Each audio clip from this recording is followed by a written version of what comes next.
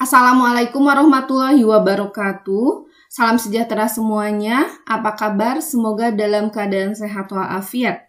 Sekarang yuk belajar soal-soal PPG part 8, latihan soal pretest sesuai dengan kisi-kisi seleksi akademik tahun 2022. Soal nomor 1, kelebihan dari teknik wawancara dalam asesmen bimbingan dan konseling adalah titik-titik. A. Memperoleh data potensi siswa secara lengkap. B. Mengidentifikasi kekuatan dan kelemahan siswa lebih mendalam.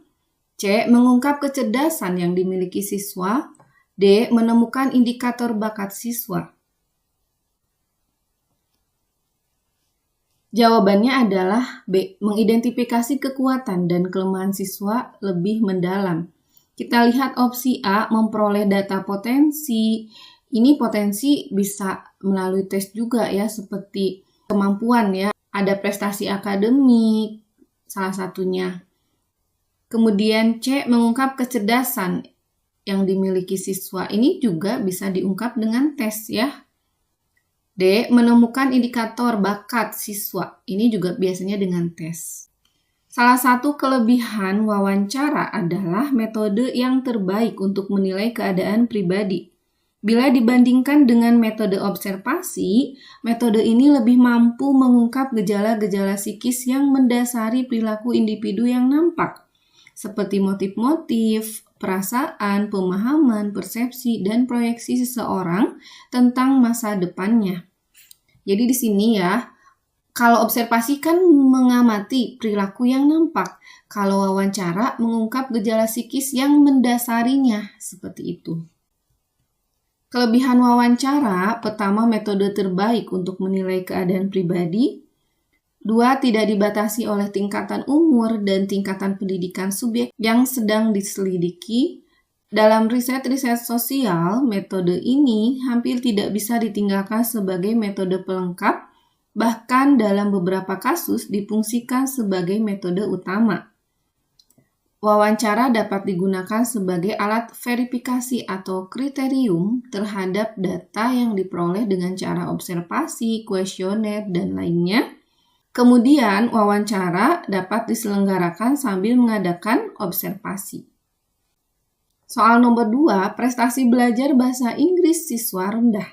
Hasil asesmen menunjukkan bahwa motivasi berprestasi dalam belajar siswa juga rendah. Oleh karena itu, guru bimbingan dan konseling bersama guru bahasa Inggris merancang kegiatan sebagai berikut. A. Menyelenggarakan program remedial teaching. B. Memberikan les tambahan untuk materi bahasa Inggris. C. Mendatangkan native speaker untuk mengajar bahasa Inggris di sekolah. D. Mengumpulkan orang tua untuk diberi saran memperhatikan belajar anaknya. Di soal ceritanya prestasi belajar siswa rendah dalam mapel bahasa Inggris, ya. Kemudian ditanyakan guru BK bersama guru bahasa Inggris, berarti ini kolaborasi. Jawaban yang tepat adalah A, menyelenggarakan program remedial teaching, ya, karena ini kolaborasi. Konsultasi versus kolaborasi. Dalam konsultasi, konsultan atau konselor tidak bertanggung jawab dalam menjalankan rencana aksi. Sementara kolaborasi, konsultan atau konselor setuju untuk menjadi bagian dari rencana atau perencanaan dan pelaksanaan merupakan usaha bersama. Seperti di soal, ya, konselor atau guru BK bekerja sama dengan guru bahasa Inggris. Soal nomor 3, seorang siswa hampir setiap hari datang terlambat ke sekolah karena bangun kesiangan. Demikian catatan guru piket. Dari hasil wawancara dengan guru BK, diperoleh informasi bahwa dalam 6 bulan terakhir, siswa susah tidur dan tidur menjelang pukul 2 pagi. Aktivitas yang dilakukan oleh siswa ini adalah bermain game hingga larut malam untuk mengejar poin games. Poin ini dapat dijual kepada teman yang suka bermain games sehingga uang jajan bertambah. Guru piket maupun guru yang mengajar pada jam pertama tetap mengizinkan siswa ini mengikuti pelajaran. Dilihat dari konseling perilaku, inti masalah siswa tersebut adalah titik-titik. A. Kebiasaan tidur pada larut malam yang menyebabkan bangun kesiangan. B. Keuntungan finansial yang membuat ketagihan bermain game. C. Ketidakmampuan menyeleksi prioritas perilaku. D. Tidak ada sanksi atau hukuman dari pihak otoritas untuk mengendalikan perilaku salah sesuai. Di soal ini diceritakan ya, siswa datang terlambat. Kemudian alasannya bangun kesiangan. Bangun kesiangan karena apa? Malamnya bermain game ya, hingga larut. Pertanyaannya dilihat dari konseling perilaku atau behavior ya. Inti masalah siswa tersebut adalah, maka jawaban yang tepat opsi C ya, ketidakmampuan menyeleksi prioritas perilaku. Kita lihat diagnosis perilaku atau behavior sesuai dengan teori ABC. Kalau antecedent atau kejadian sebelum perilaku itu adalah main game sampai larut malam. Kemudian B, behavior atau perilaku terlambat datang ke sekolah. Kemudian C atau consequence dicatat oleh guru piket. Bisa jadi dihukum, tetapi tidak ya. Inti masalahnya berarti ketidakmampuan menyeleksi prioritas perilaku. Berapa jam main games, jam berapa tidur, jam berapa berangkat sekolah. Peserta didik belum dapat mengelola waktu dengan tepat atau baik. Soal nomor 4, pada tahap kerja dalam konseling kelompok, setiap anggota kelompok menyampaikan permasalahan atau pandangan terhadap tema yang disepakati bersama. Teknik yang dapat digunakan konselor agar seluruh anggota dapat terlibat dalam proses konseling ... A. Mengajukan pertanyaan sokratik terhadap tema untuk memancing persepsi anggota. B. Mempersilahkan seluruh anggota untuk menceritakan peristiwa yang dialami yang berhubungan dengan tema. C. Menyepakati dukungan kelompok terhadap anggota yang menyampaikan masalah. D. Menceritakan pengalaman konselor sendiri yang berhubungan dengan tema agar anggota kelompok berani membuka diri. Di sini yang ditanyakan adalah teknik yang dapat digunakan konselor.